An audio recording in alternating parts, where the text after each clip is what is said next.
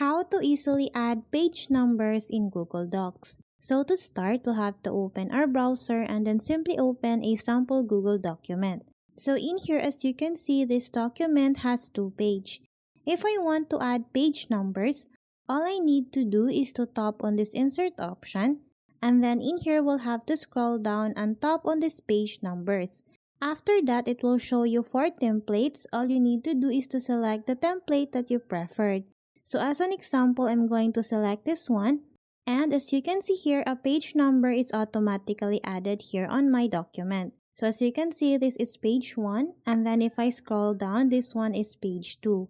So that's how easy we can add page numbers in Google Docs. Thanks for watching, and if you find this video helpful, please don't forget to subscribe, hit the like button, and then the notification bell so you won't miss any of our future videos. See you on the next one!